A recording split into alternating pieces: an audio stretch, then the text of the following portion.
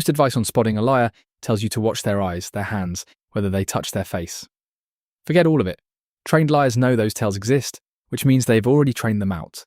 And you end up watching for signs that the good liars stopped showing years ago. There's one move that actually works, and it doesn't rely on watching their body at all. It relies on what happens after you say one specific thing, calmly, without accusing anyone of anything. Most people are lying to you in a low-grade way without you ever finding out. This is the filter that ends that. Here's the move itself, then 6 different reactions it produces, and the 6th reaction is the one that fools almost everyone because it looks exactly like innocence. The move is simple. When someone tells you something that doesn't quite sit right, you don't challenge it. You ask them to go backward, calmly. Wait, walk me through that part again from the beginning. That's it. No accusation, no tone shift. Just a flat, ordinary-sounding request to repeat the story from earlier than where they left off. Honest people can do this easily. A real memory isn't a script, it's a picture in their head. Because that picture actually exists, they can look at it from any angle and describe it from any point. But a lie is different.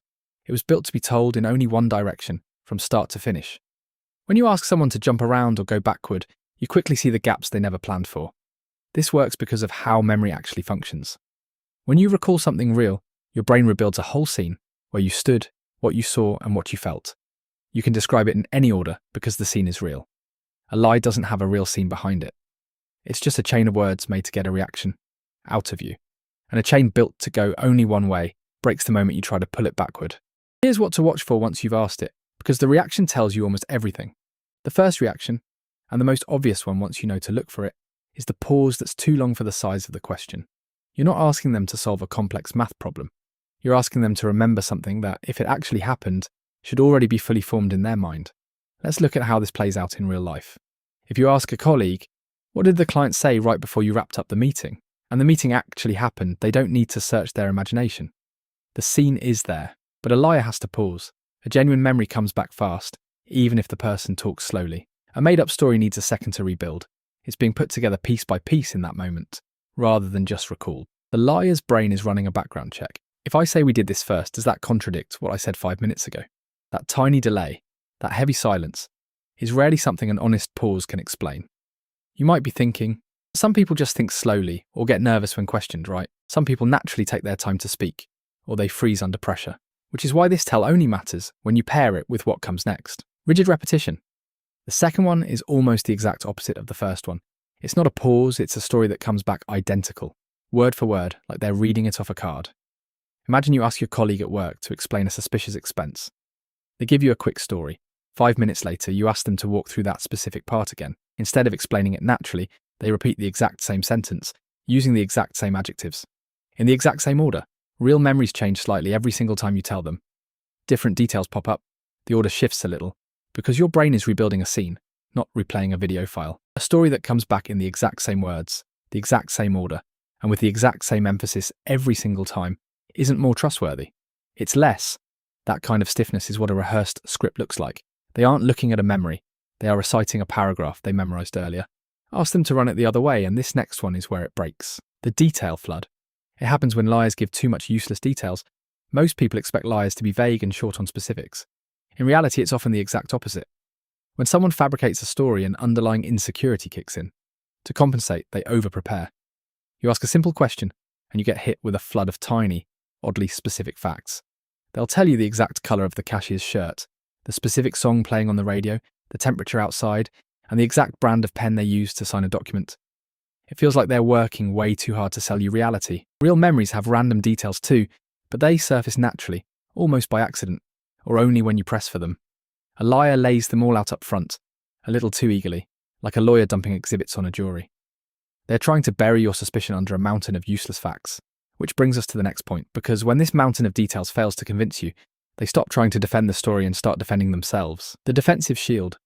They stop defending the facts and start attacking your right to ask. It starts with that sudden, disproportionate drama, getting deeply offended or guilt-tripping you before you've even made an actual accusation. Instead of walking you through the events, you get hit with the question, why would you even ask me that? After everything I've done for you, I can't believe you don't trust me. They might act deeply wounded, shake their head, or turn cold. But watch out, this reaction can look completely genuine because the panic of getting caught creates real stress. But trained liars use it as a brilliant distraction. It turns the spotlight entirely off their story and onto your behaviour. Suddenly you feel like the bad guy for even asking a basic question, and most people back down just to avoid the conflict. When you hit this wall, stay completely calm. Don't engage with the drama. Just lower your voice and repeat the exact request. I'm not blaming you, I just want to understand. Walk me through that part one more time. Watch what happens to that emotional reaction the second time you ask. Real hurt softens because an innocent person wants to clear the air. Fake hurt gets sharper, louder, and angrier because a scripted act wasn't built to survive a second, calm question. Which leads us to the sixth point, the one that fools almost everyone because it looks like ultimate proof of honesty. While some liars get defensive and attack, others do the exact opposite. Effortless confidence, total, instant relaxed agreement, no hesitation at all.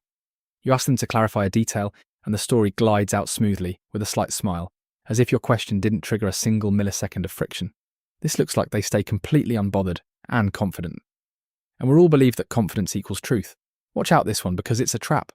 Pulling up a real memory takes work. Watch anyone telling a genuine story. They pause, look away for a second, or take a moment to think while gathering the details. Instant, flawless response to a complex story doesn't mean they have a clear memory. It usually just means they memorized a script. And that's why it works so well. It tricks you into thinking you're seeing truth when you're actually just seeing a recited script. So before you use this one sentence to ask someone to walk their story backward, keep a few key rules in mind. First, it works best the very first time. The moment you ask someone to tell a story backward, they figure out what you're doing. Save it for those moments when something already feels off and you want a calm way to check the facts. Second, timing is everything. This one sentence only works when the conversation is relaxed. If you try this in the middle of a screaming match, anyone, innocent or guilty, will stumble because high stress messes up memory anyway. Use it when the room is still calm, before things ever get to a boiling point. At the end of the day, this question isn't about trapping people or starting pointless fights. It's about giving you quiet clarity when you feel like you're dealing with a liar. Remember, no single reaction, whether it's a long pause, an avalanche of useless details, or a story that's suspiciously smooth, is absolute proof on its own. People get nervous, real memory is naturally messy, and stress affects everyone differently. But when you ask them to walk a story backward and see an immediate, unnatural shift in how they respond, you finally have a clear pattern you can trust. You don't need a dramatic confession, and you don't even need to call them out in the moment. The goal was never to win an argument, it was to get to the truth so you know exactly who you're dealing with and how to move forward. Now I want to hear from you. Have you ever asked someone to clarify a story and watched them instantly freeze, slip up, or turn defensive? What happened? Drop your story in the comments below. I read through as many as I can. If this gave you a sharper lens for spotting lies in your daily life, hit that like button, share this video with someone who needs it, and make sure to subscribe so you don't miss our next deep dive. Thanks for watching Healthy Mind CEO, and I'll see you in the next one.